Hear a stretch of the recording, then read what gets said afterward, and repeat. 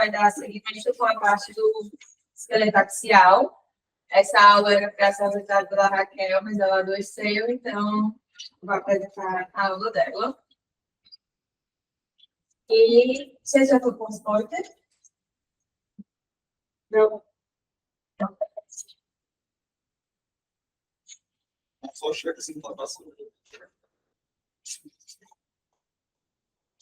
E aí, quem vai começar falando desse caso?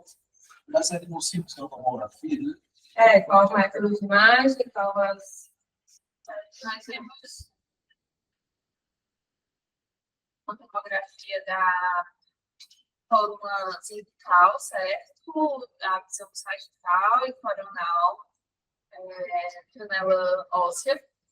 E, apesar de que você queria sobre isso, agora você vai ver a redignação da coluna cervical, certo? Mas sobre o achado que é o foco, né? Vemos aqui no lugar do processo odontóide, né? Uma ossificação à parte, né? Bem verticalizada. Bem verticalizada, acho que é basicamente isso que faz pensar no ortodontoide, né? Que é uma falha de centro de ossificação do processo odontoide. E você vê que não tem, assim, não parece como se fosse que as partes se encaixam para pensar em fratura, né? O processo pós-odontóide, ele é maiorzinho, né? Se fosse, não sei, poderia pensar em diagnósticos diferenciais também, como o osso dental persistente. Então, realmente, você é um pós-odontóide. Exatamente, a osso odontóide, né? Pronto, aí aqui, como eu falei antes, aqui a gente vê que temos aqui o processo de C2, né? O processo odontoide, você vê que ele tem um traço de fratura, ele se encaixa, você vê que a cortical aqui embaixo não tem, então realmente ele fazia continuidade com o C2, ele parece até um pouco deslocado, barra para o lado. Então, aqui a gente consegue pensar mais numa fratura mesmo do processo odontoide. E aqui a gente já vê o C2, o processo odontoide mais completinho, mas na pontinha tem esse ossículo pequenininho, que a gente pensa mais no ciclo terminal persistente do odontoide. Exatamente, a fratura do processo odontoide, né, e o ossículo ternário persistente. Então, o odontoide é uma patologia rara, se dá justamente por uma falha no desenvolvimento normal do processo odontóide. Ele pode ser hipoplástico, arredondado, sem comunicação com o tronco vertebral de C2, e tem uma hipertrofia associada do arco anterior de C1. Geralmente, ele é assintomático, mas é uma causa de instabilidade cervical, de subluxação axial anterior. O ossículo ele fica localizado superiormente ao processo odontóide. Ele pode ser ortotópico, quando ele está na posição esperada, como se fosse na continuação do processo odontóide, ou então distópico, quando ele está mais próximo ao occipital, na área mais ou menos ali do forame magro. E pode estar ligado ao arco anterior de C1 pelo ligamento transverso, né? Então, ele pode estar como se fosse bem articulado. A etiologia dele é controversa, a mais que se aceita, né? Que se fala, é uma traumática pós-natal ou pré-natal, onde tem uma necrose avascular por uma fratura do odontoide, né? Pós o pré-natal recente. E tem a congênita, que é uma falha da fusão do odontoide no corpo vertebral. O diagnóstico diferencial principal dele é justamente a persistência do ossículo terminale, ou então a fratura da base do odontóide, né? Por aqueles outros dois casos que a gente mostrou. Próximo caso.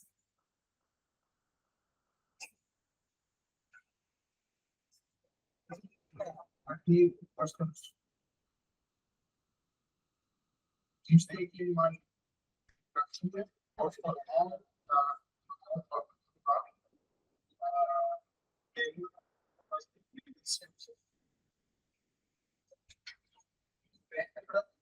Aqui é um. e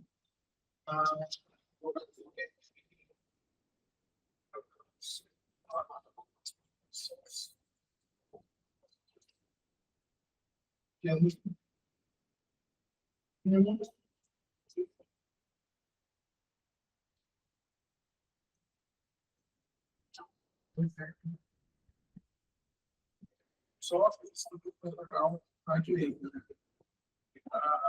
Não tem interesse, acho que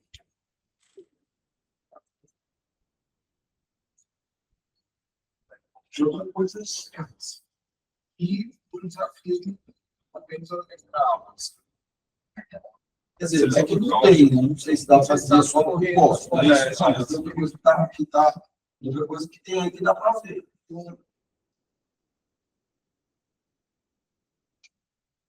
Olha os copos centrais. Tem um, dois, tá?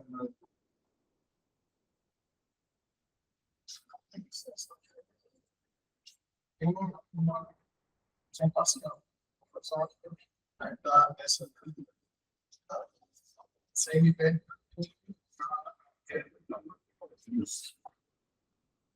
Quando tem essa fusão, Caio, só de uma da hemivértebra com um dos corpos vertebrais ou superior, ou anterior, ou inferior. Ela tem a classificação, né, da hemivértebra, tem as diferenciações.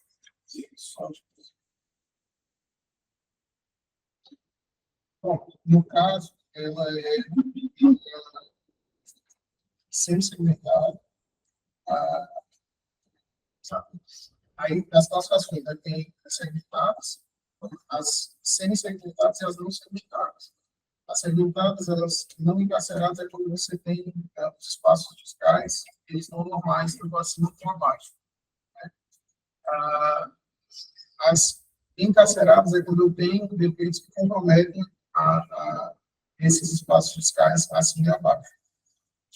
As semi-segmentadas é quando eu tenho os espaços discais, apenas um espaço discal acima ou abaixo. E as não segmentadas é quando eu tenho a ausência de comprometimento desses espaços discais.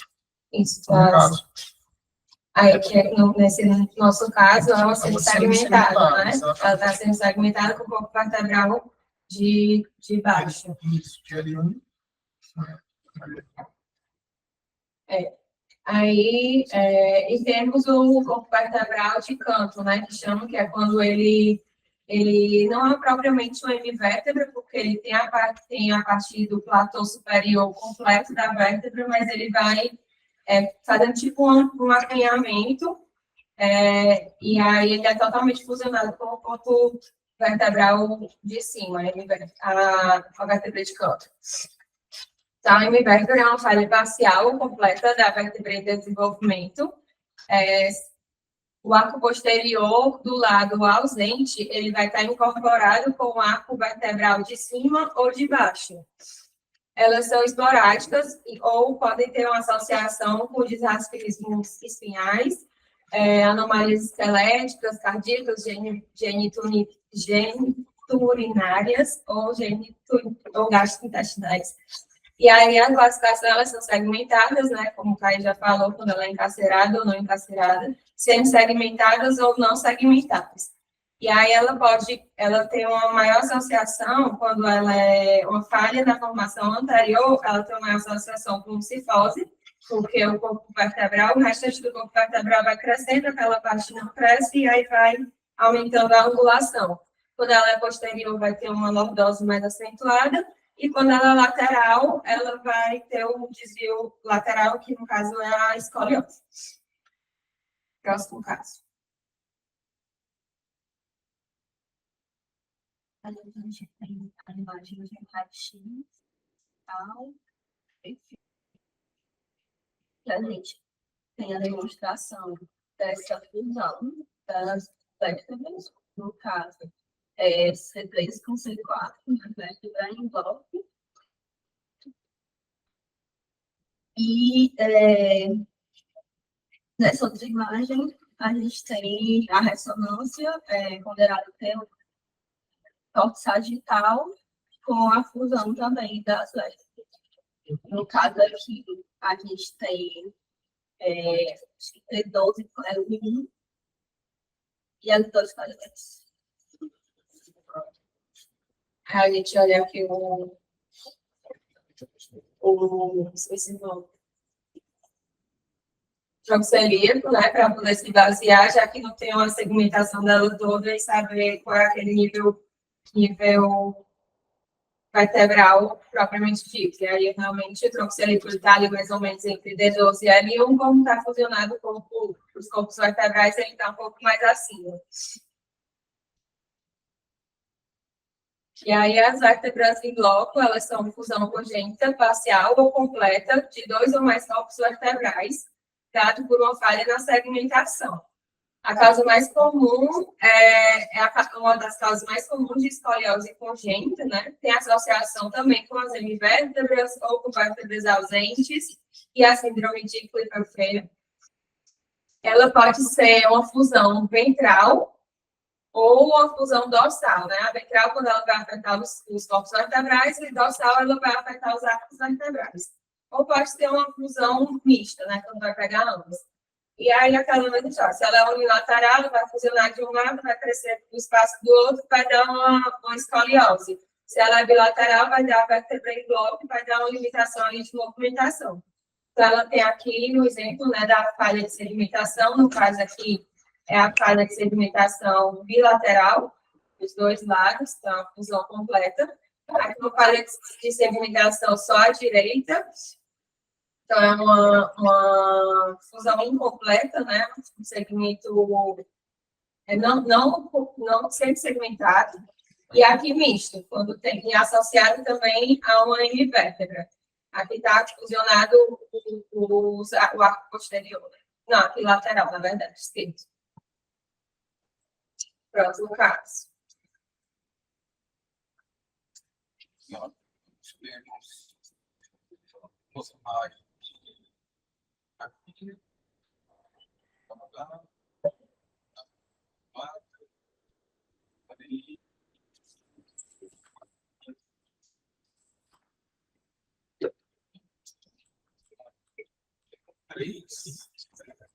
A imagem é escrita, a gente tem as laterais do vertebral, formando essa sagital e separa o vertebral, né? E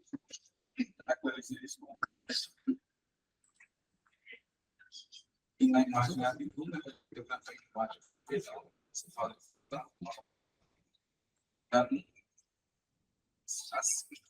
Vai dorsal, né?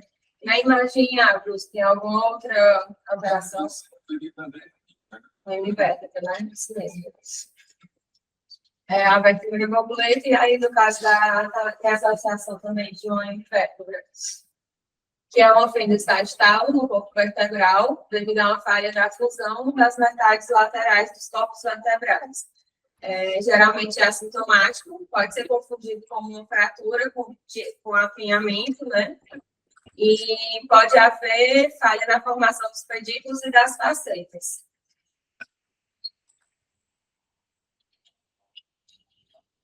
E aí, um casinho, né? Um paciente com surdez, dificuldade de movimentação do pescoço, fez essa radiografia e essa tomografia, e aí qual o achado e qual o diagnóstico?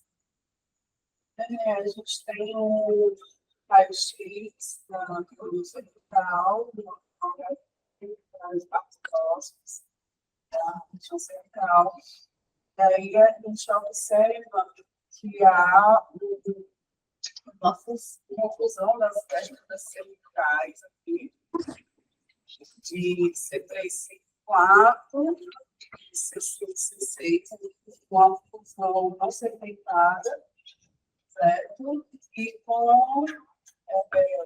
gente observa mais evidente ali na tomografia, tá? E aí, levando em consideração a surdez e a dificuldade movimento no pescoço, a gente pode estar levantando a bola com a síndrome de troféu, né? E aquela tríade, né? Da linha da cabelo mais baixo, pescocinho mais curto, e a movimentação, essa movimentação do pescoço restrito, né? Caso aqui a fusão é de C2, ó, C2 aqui, C2, C3, C4, C5 e C6, C7.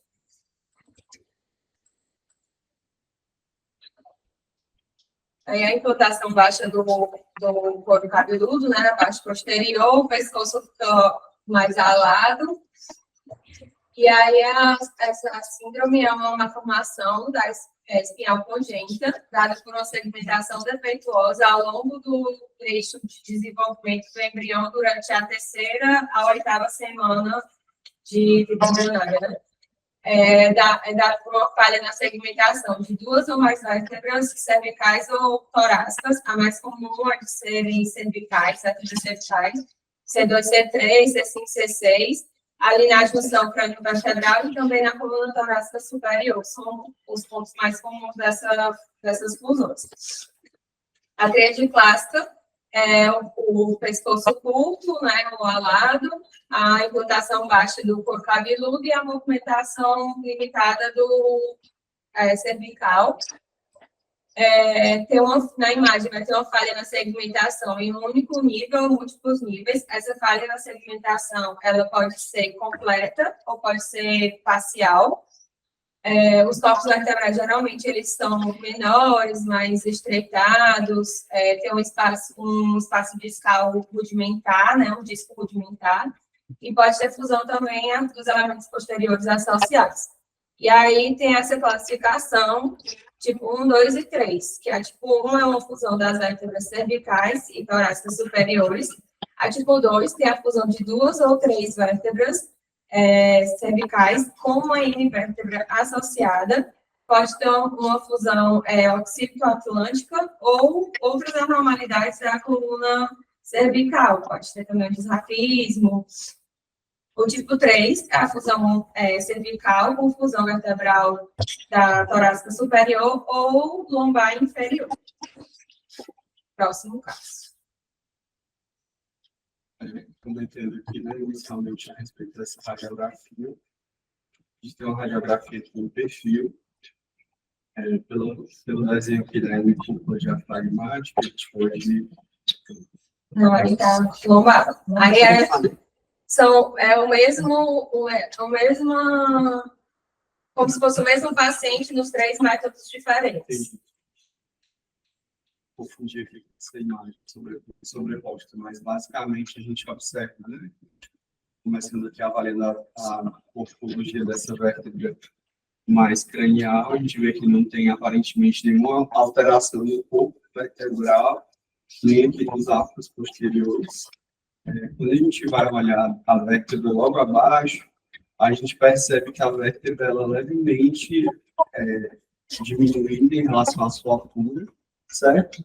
E aqui na porção anterior, a gente vê esse pequeno fragmento ósseo, aqui, triangular, que pode ser um diagnóstico diferencial de fratura, certo? A gente também vê aqui nessa imagem, que é uma ressonância magnética, né? Desculpa, a tomografia, que é a ressonância. Tomografia, corte sagittal. A gente vê a mesma imagem bem triangular aqui, certo? Um ponto importante também é que quando a gente avalia essa imagem aqui, né, inclusive de forma melhor que essa, a gente entende que não tem como encaixar muito bem, porque fala contra um possível fratura, certo? E aí, provavelmente, esse fragmento ósseo, né, que está cortical na topografia anterior superior do corpo vertebral, está associado à vértebra luz. Geralmente, essa patologia ocorre na coluna lombar, ocasionalmente também pode acontecer na coluna torácica. E como eu falei, né, as topografias anteriores não são tão frequentes, né, como essa aqui que a gente está vendo, que é antero superior. Mas, basicamente, é isso, sabe? Alguém quer falar mais sobre a ressonância? Dos animais? Lembrando que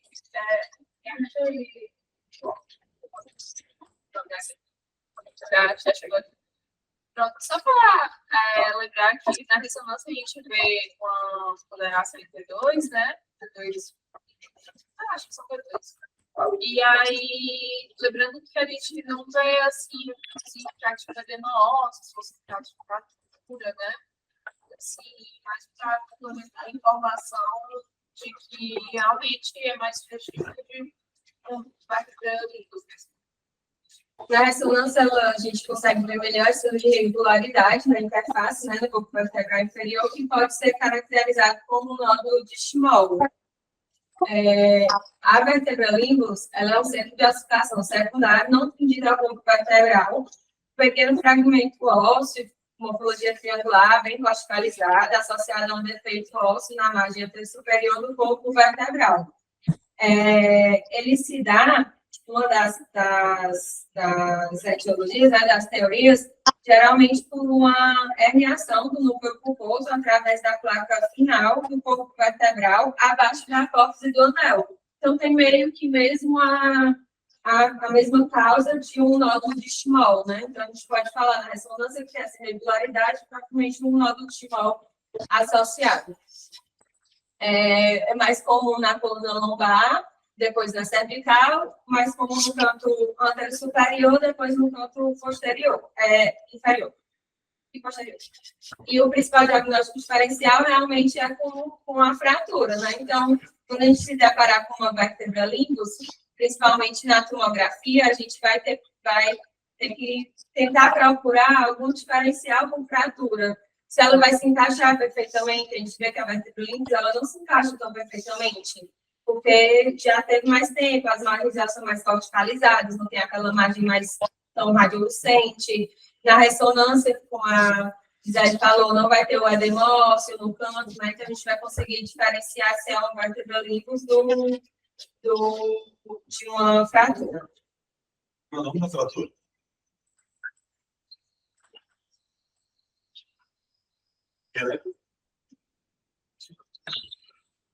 Diagnóstico diferencial.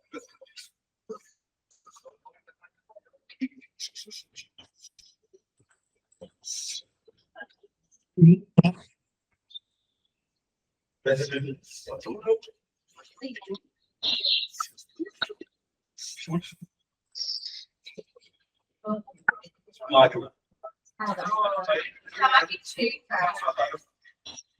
Boa, é só dos máquinas. E por que é importante a gente falar desse diagnóstico diferencial? A vértebra limbus, ela tem alterações degenerativas associadas, como a gente viu nesses casos, mas a fratura limbática ela é instável. Então, o diagnóstico diferencial é importante, porque ele precisa ser analisado na palestra, como um bem estável da coluna, já tem depois da aula de fala. O diagnóstico diferencial também é a infecção do corpo vertebral, né? Essa ostomia é isso. Não vai ser tão assim, mas pode ser um falseamento. Próximo caso. Paciente masculino, jovem, né, 15 anos, com queixa de dorsalgia intensa e crônica.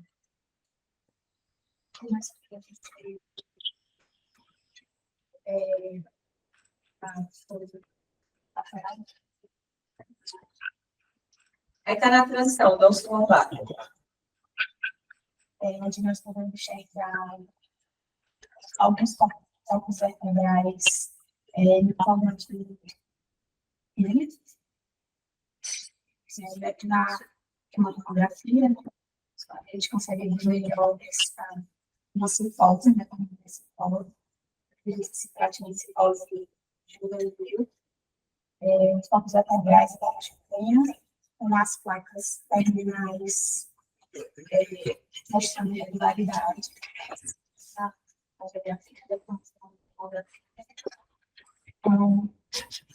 Outra característica também seriam, seria a parte mais do estudo, né, que pode falar mais de 5 graus de triângulo, né? E aí, caracterizando mesmo a cifrose, que pode ser também chamada de doença.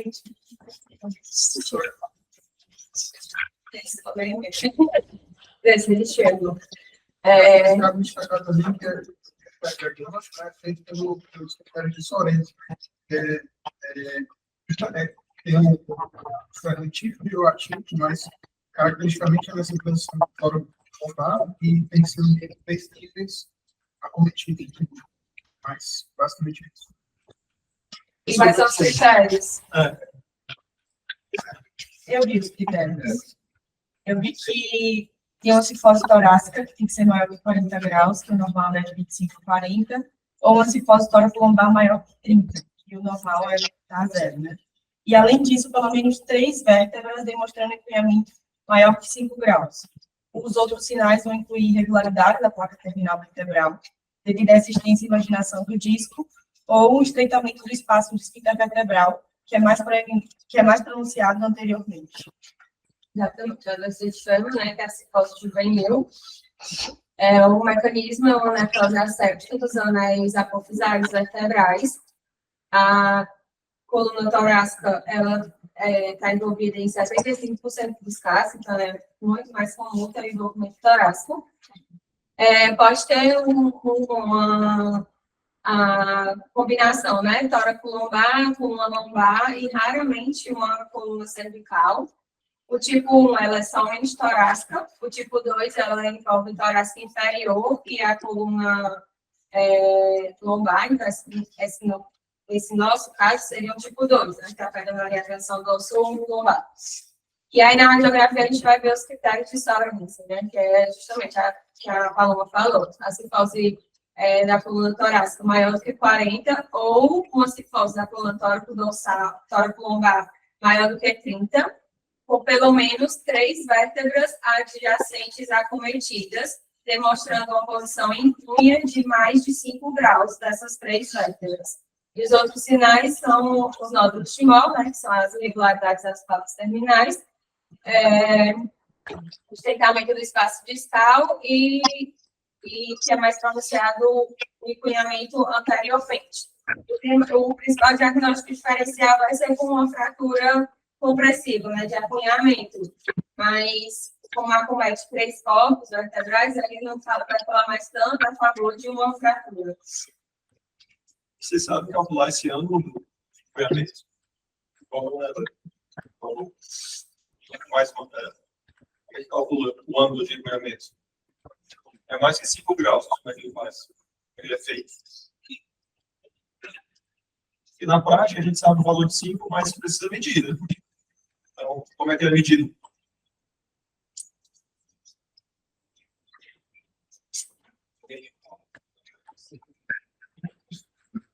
Mediu 13 reais. Traça assim, a diferença. Você teria traça assim,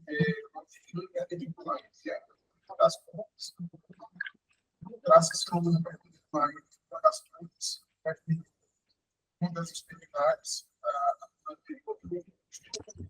outra tangencial para o ápice exterior, e aí esse formado aqui vai ser Cara, eu não sei se ele tá. Eu nunca vi essa forma, certo? O que você pode fazer para você avaliar, perceba que o muro anterior ele vai ser reduzido de altura em relação ao muro posterior. Ele vai ter esse encunhamento. Então, você traça uma linha pela placa terminal superior e outra linha pela placa terminal inferior. E elas vão se encontrar no infinito, digamos assim, elas vão se encontrar lá na frente. Esse é o grau de encunhamento. Isso, exatamente. É assim que você calcula o grau de encunhamento. Isso serve para tudo. Tá? Esse grau de encunhamento serve, inclusive, para as fraturas. Só que, nos critérios, tem que ter 3 níveis consecutivos acima de 5 graus. Próximo caso. Bom, falando desse caso, já foi até citado na aula algumas vezes, que é o nódulo de Moll, né? Que aqui você consegue ver que, no estudo, eu vi que são hérnias de discos intervertebral. E aí elas são essas saliências de disco intervertebral.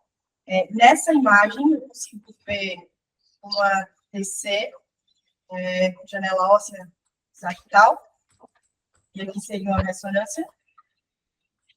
Isso, uma ressonância. E aqui, falando dos corpos, contando, seria L2, L3 e L4. Então, eu consigo ver justamente isso, esse nódulozinho aqui. São essas imaginações, né? A invaginação do núcleo pulposo, né? Através da placa Da placa terminal, exatamente. Então, o nódulo estimol é uma invaginação, já foi falado mais vezes aqui, então não vou passar ele muito. A invaginação discal dentro do corpo vertebral através da placa terminal, por pressão do núcleo pulposo na parte mais frágil daquela placa terminal. Geralmente é circundado por um osso esclerótico, né, que são o estimol antigo, que é o que a gente vê mais frequentemente, mas tem o estimol agudo, que a gente vê o edema na tomografia ou na ressonância associado ao estimol. E é uma causa de... O estimol antigo, né, ele não é tanto uma causa de dor, vai ter mais a dor relacionada às alterações degenerativas da coluna que vão estar associadas com o estimol, inclusive o estimol. No caso do estimol agudo, é uma causa de dor lombar ou dorsalgia, dependendo da vertebral onde ele estiver. Na radiografia, vai ter esse defeito do contorno da placa terminal, que vai se estender para o espaço, do espaço discal até o corpo vertebral. Na TC, vai ter essa baixa densidade, cercada por um osso mais denso, né? E na RM, vai ser essa placa terminal preenchida pelo disco. Vão ser melhores visualizados nas sequências insagitais. Geralmente vão ter a característica de sinal semelhante ao do disco adjacente, com uma fina borda esclerótica nas margens, que aí se fala mais a favor do estimol antigo, né? O diagnóstico diferencial é uma fratura com compressão ou uma discite, principalmente quando tem o estimol agudo, a discite é um diagnóstico diferencial. Próximo caso.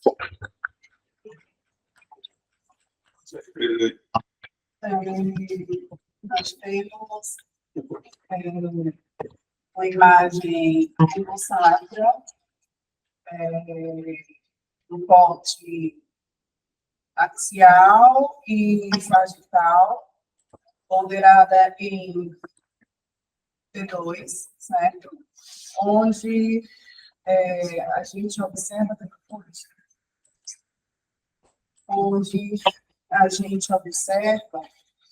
o placoide neural, ele está saliente, né? E aí a gente vê aqui que está acima da superfície da pele, o que caracteriza um escapismo espinhal aberto, certo? E aí a gente vê que ele está saliente porque há uma expansão do espaço subaracnoide, né? Uma expansão do espaço subaracnoide. E aí se caracteriza uma mielomeningocele.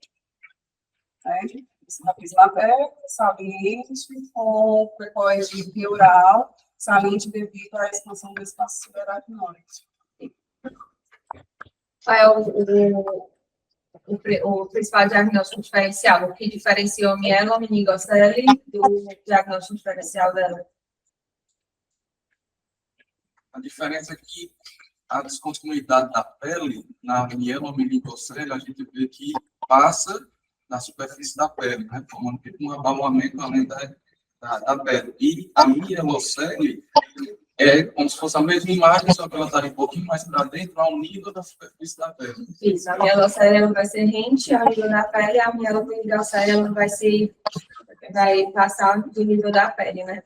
Então, o desafismo aberto é a reação do placoide através do defeito ósseo com exposição do tecido nervoso.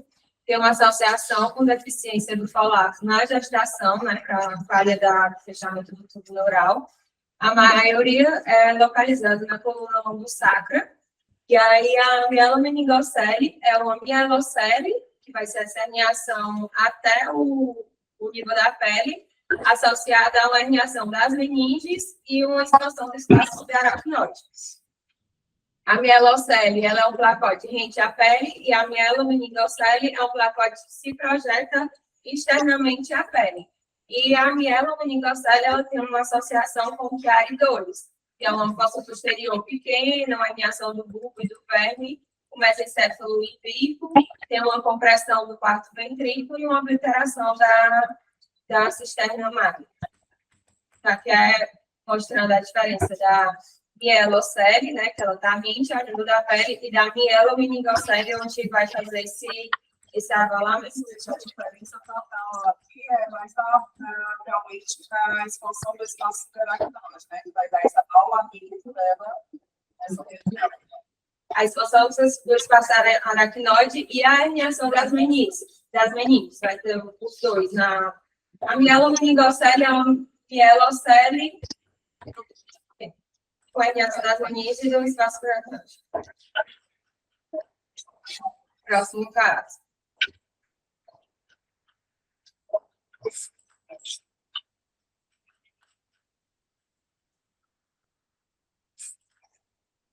Vamos lá. Nós temos duas imagens disso. Uma axial, uma sagittal. Nós observamos falha da função.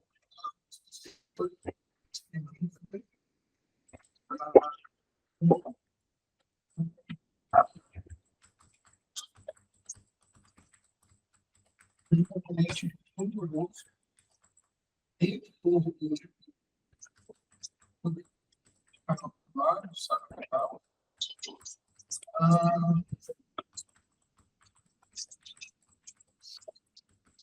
e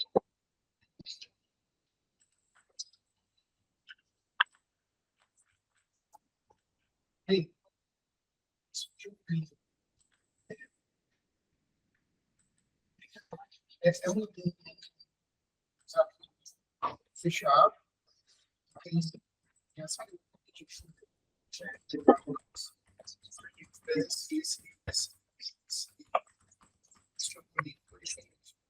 ele tenta a massa subcutânea e o diagnóstico seria diminuir e também a você. E também, só para corroborar com a hipótese diagnóstica do Caio, a gente consegue ver, apesar de ser um pouco mais desafiador por ser T1, a gente vê que parece um pouco pendular nas retas, baixo, né? Então, seria uma medula ancorada, que é algo que faz parte que acontece na coquela do cérebro. E também Isso, e coquela sim. Isso é como se fosse o mesmo pensamento do caso anterior, para diferenciar ali com mielocele e com mielomeningocele. Então, ali... E pode colocar que quando esse placode neural está para dentro da nova vertebral, pode chamar também de lipomielocele. Isso. O diacismo fechado, né, da massa subcutânea, é um defeito da neurulação primária do tecido mesenquimal, quando ele entra no tubo neural e forma um tecido gorduroso. E aqui é um placode conectado ao tecido gorduroso que se estende até o tecido subcutâneo através desse defeito.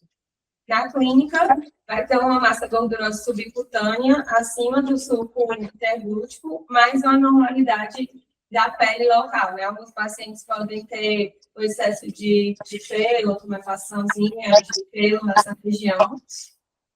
A lipomielocele é quando essa interface lipoma e placode, ela está dentro do canal vertebral, nesse caso. A interface lipoma-placode está dentro do canal vertebral. E a lipomielocele é quando essa interface está fora do canal vertebral, né? Ela vai se estende para o canal vertebral e faz também esse avalamento do subcutâneo. A lipomielocele pode ter uma associação com a síndrome da membrana ancorada, medula ancorada, que vai ter um cone medular mais baixo, vai ter associação com hipotonia, alteração esfinteriana, distúrbios sensitivos e motores e uma massa mais espástica. Uma marcha mais espástica. Next.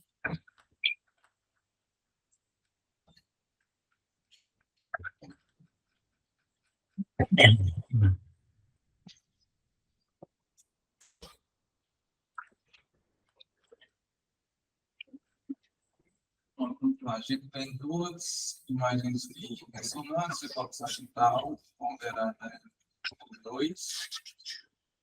E atenção, né? Essa inclinação da primeira imagem mais posterior, acho mais anterior, formando esse saco, né? Cheio de líquido arteriano, certo?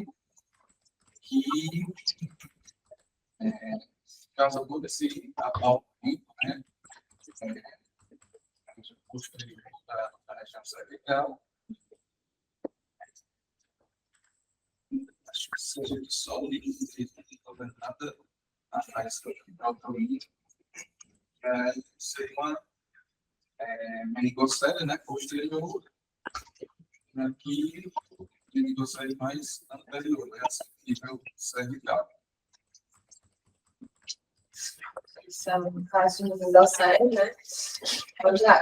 Já fiz um fechado também, já trouxe tudo por tanque. Tem uma protrusão ou expansão do saco dural por meio de um canal ou um forame na medula vertebral. Pode ter uma falha na medula e aí ela vai se protruir só o líquido. E aí ele pode, o saco dural não vai ter nenhum segmento de medula, vai ser só protrusão de líquido no saco ractiano, né? Ela pode ser anterior, posterior, lateral ou intersacral. No lateral, o saco herniado ele vai se projetar através do forame neural, vai dar um alargamento foraminal, displasia dural, pode levar a uma erosão também de pedículo.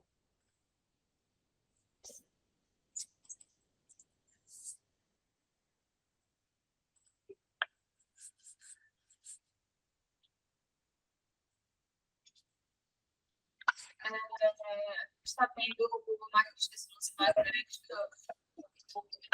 A primeira eu acho que é tomografia, né? Aí aqui, tomografia axial, né? Ressonância magnética axial T2. E aqui também no sagital T2. A gente está nível dorsal, barra de transição morfolobar, né?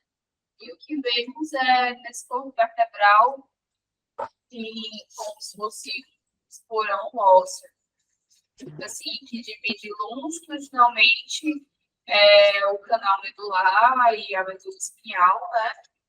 E, nesse caso, a gente pensa principalmente na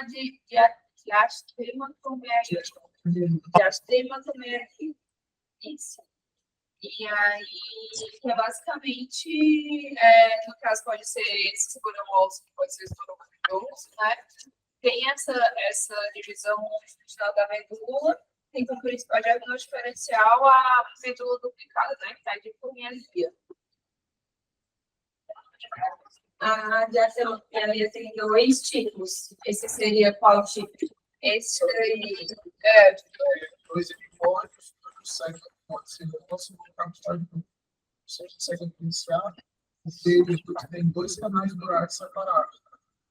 Então, tipo, ele é um canal dural separado, pode ser separado.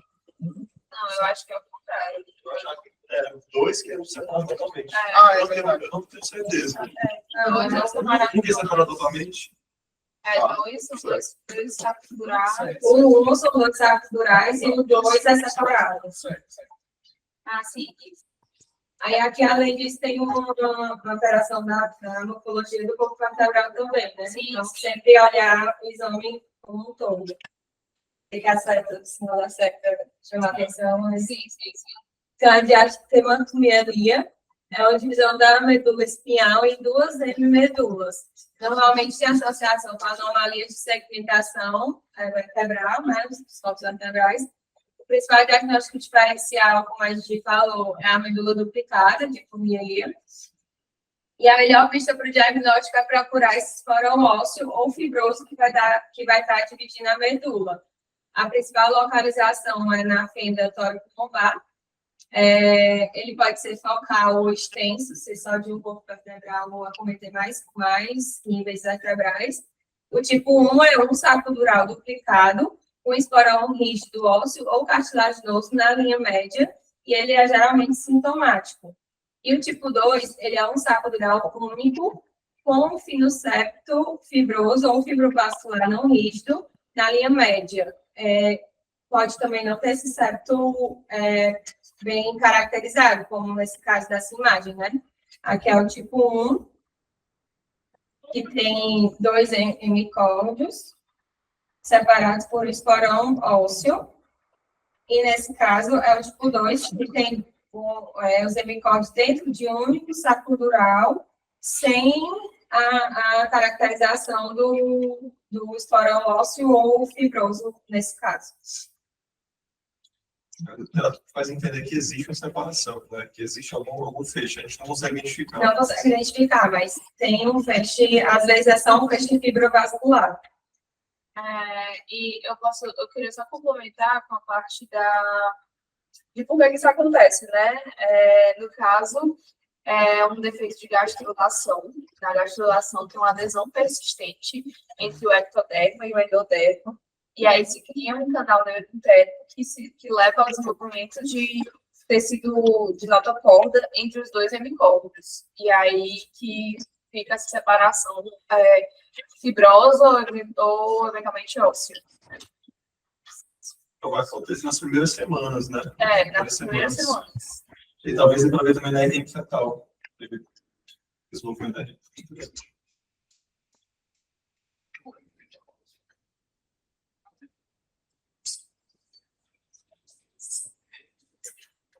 A ressonância não é do mesmo paciente, mas o conjunto da obra vai dar o diagnóstico.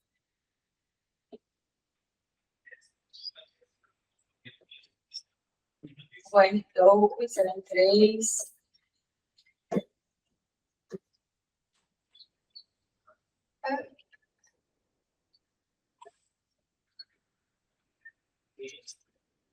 Cara, você está com a boca aberta para falar.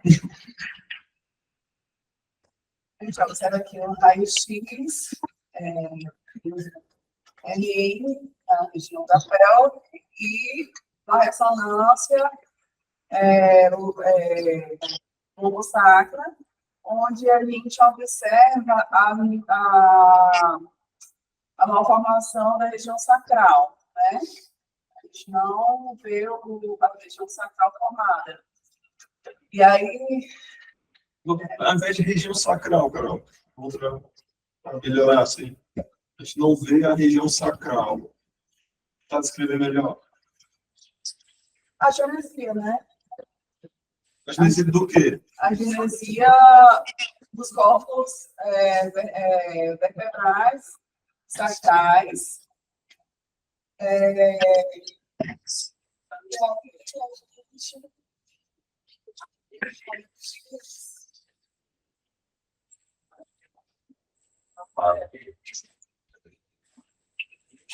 A aptidão MN, que é a cor de extensão abdominal muito grande. Porque a extensão abdominal, então, Tem gás na ampola retal. quando se perfurado, né? Então, uma formação sacral, com ausência do cóccix, a ausência de gás na ampola retal, sugerindo um ânus perfurado, né? E aí na ressonância.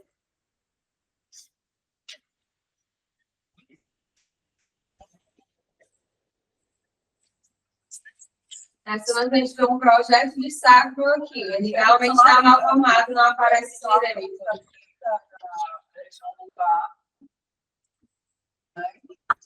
Ah, não. O sacro do lado também está Aumentado, vai levar. na borda longa, né? Exatamente. Esse polimento lá normal? Não, né? O polimento lá não está normal. Né? Não, tá espaço. Ele veio espessado, de repente, a fila, Tá elevado, né? Outra alteração no raio-x, que não é o foco assim, do nosso caso, mas a gente tem que olhar o exame como um todo, é que o paciente não tem fíbulas, né? Então, é a síndrome da regressão caudal. São anormalidades do crescimento e desenvolvimento caudal com alteração de partes móveis associadas. É o insulto embriológico que ocorre no mesoderma do eixo triangular médio posterior. E a lesão se origina antes do 28º dia de gestação, então é bem inicial. A síndrome da regressão caudal, você pode suspeitar dela no ultrassom inicial gestacional, porque se a paciente tiver o ângulo certo, fidedigno, você pode confiar naquela DUM. E o CCN que você mediu está incompatível com aquela DUM, está menor do que aquela DUM, é difícil, né? Porque às vezes a gente não tem como confiar muito bem na DUM. Mas, em um mundo ideal, seria um fator para você poder desconfiar de uma síndrome da regressão caudal, essa disparidade entre a DUM e o tamanho do CCN. E aí, obviamente, ao longo do desenvolvimento do bebê, do feto na gestação, né, no ultrassom, você vai conseguir ver algumas outras alterações. Às vezes, você já consegue perceber que não tem um sacro. E aí vai interferir por volta do 28º dia de gestação, né, que vai interferir na formação da notocorda, resultando no desenvolvimento anormal dessas estruturas caudais. Então, vai ter uma genesia de córtex ou sacra. Ela tem dois tipos, tipo 1 e tipo 2. A tipo 1, ela vai ter uma hipoplasia da medula espinhal distal com anomalias sacrais graves. E a tipo 2, ela tem um cone medular mais alongado e preso a um fio terminal espessado ou um linfoma interespinhal, e ele termina geralmente abaixo do nível normal. Então, a regressão caudal você pode ter dois tipos: aquela que a medula vai acabar, o cone terminal vai acabar lá em cima, que vai ser ronco, ou que ele vai estar preso ao fio terminal. E os espectros das malformações congênitas, eles variam entre anomalias anorretais, como o ânus imperfurado, ou até anomalias do sistema geniturinário. O desenvolvimento incompleto do sacro pode estar associado também a deformidades dos pés e alterações de marcha. E a genesia sacral, né, que vai dar os quadris estreitos, os músculos glúteos, eles vão ser hipoplásticos, e a fissura interglútea ela vai ser mais superficial. Agora é do R1. Aqui na tem uma radiografia que é mais total, né? Que pega a torácica e a lombar. A gente vê o desvio do eixo da coluna, mais na parte dorsal, para o lado direito. Né? Seria a escoliose. E aí a gente pode medir um ângulo para ajudar no diagnóstico. Aí quando ele é medido a partir das duas vértebras finais, as terminais, né? A parte superior da vértebra mais superior terminal e a parte inferior da vértebra mais terminal inferior. E aí a gente mede um ângulo, que é o ângulo de Goldwyn. Quando esse ângulo é maior que 10 graus, a gente fala em desvio. Isso. Então, a gente tem que, diante de um desvio lateral, né, da escoliose, a gente tem que ter algumas coisas para identificar. A vértebra ápice, que vai ser a vértebra de maior desvio, que vai estar na ponta do desvio. E aí, caracterizando a vértebra ápice, a gente vai definir quais são as vértebras terminais, né? Que vão ser as vértebras onde as placas terminais delas vão estar em orientação como se elas fossem se encontrar. E aí é traçado uma linha paralela ao platô superior da vértebra terminal superior e uma linha paralela ao platô terminal, ao platô vertebral inferior da vértebra terminal inferior. E aí essas linhas elas vão se encontrar no infinito. Quando elas têm um desvio muito acentuado, elas se encontram ainda na nossa tela. Quando o desvio não é muito acentuado, elas vão se encontrar no infinito. E aí, para a gente calcular o ângulo de Kolbe, como a gente não tem como chegar lá no infinito, a gente pode traçar uma linha paralela à linha superior e outra linha inferior e ver onde essas duas outras linhas vão se cruzar. Perpendicular. E ver onde essas duas outras linhas vão se cruzar. Nossa vida tem sido facilitada, né? Porque a grande maioria dos sistemas dos sistemas de visualização, eles têm a ferramenta do ângulo de Kolbe. Mas se a gente prestar atenção, quando a gente calcula o ângulo de Kolbe, geralmente tem essa linhazinha aqui, que ele vai dar das linhas perpendiculares que se cruzam. Lembrando que todo quadrilátero da ação das arestas dá 180 graus, né? Então, a gente, para as duas linhas perpendiculares, que são necessariamente 90 graus cada ângulo, então, o que fica quando a gente vai fazer o cálculo, esse ângulo bem aqui é x menos c, né? Então, se x menos c e c dá igual a 180 graus, né? Esse aqui é o c que a gente está procurando, certo? Então, esse ângulo, mas esse ângulo dá igual a 180 graus. E é por isso que a gente faz esse cálculo para facilitar de se encontrar no infinito.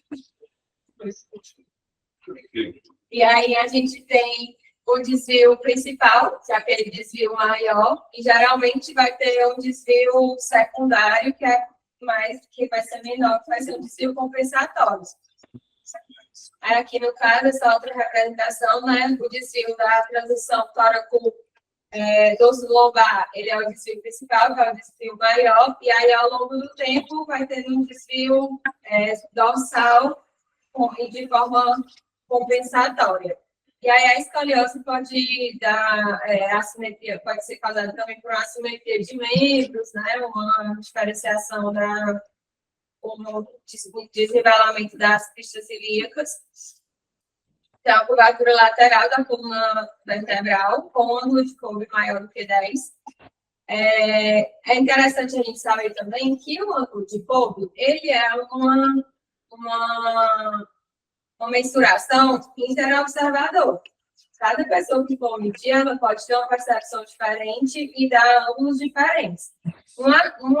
Uma diferença de 5 graus entre um observador e outro é uma diferença aceitável para o corpo. Então, anormalidades ósseas, neurológicas ou desenvolvimento, é importante identificar o segmento da vértebra, que tem um segmento nessa parte curva, né? Então, a gente vai identificar o ápice, que é a vértebra mais desviada da ponta, vai identificar as vértebras finais, e aí tem as vértebras neutras e estáveis também, né? As vértebras neutras é quando elas não têm evidência de rotação, e as vértebras estáveis, elas geralmente são as mais distantes, que elas são cortadas pela linha média, que é traçada vertical ao sacro, na região central. Então, aqui seriam as estáveis, né? E aqui as neutras. Não, a neutra e aqui as estáveis. E aí, os tipos de curva primária, né, que são as curvas maiores, que são as primeiras a se desenvolverem, e as secundárias são as curvas menores, que têm o desenvolvimento posterior de forma compensatória. Aí, junto com o ângulo de Kolbe, a gente também pode medir o Kolbe, não só para desvios laterais, né? O Kolbe também é medido para cifose e para lordose. Por exemplo, no caso da cifose juvenil, para a gente medir a cifose, ou então até pode usar a ferramenta também, como a gente falou, para o apunhamento do corpo vertebral, né? E aí, associado a um desvio lateral dos corpos vertebrais, é interessante a gente ver o desvio rotacional dos corpos vertebrais. Então, a gente tem o método de Kolbe para avaliação do desvio rotacional vertebral, que ele pode se basear pelo centro do processo espinhoso. Então, a vértebra ela é dividida em 6 partes, né? Você passa 5 linhas, e aí, à medida de que o processo espinhoso vai se distanciando do centro, você vai graduando como um desvio rotacional, né? Aqui seria o desvio rotacional normal, porque a parte do processo espinhoso ele está bem no centro do corpo vertebral. O processo espinhoso já está um pouco mais lateralizado, seria o desvio rotacional 1, desvio rotacional 2, e quando o processo espinhoso ele está bem lateral, sai do corpo vertebral, assim, na sua visualização, ele seria um desvio rotacional já grau 3. E a outra mensuração seria pelos pedículos, né? Quando os pedículos estão alinhados ou quando eles vão sendo rodados, né, ao longo de acordo com o corpo vertebral, a ponto de que você pode chegar até apenas um pedículo, que o outro vai meio que sumir da sua visualização. E é isso.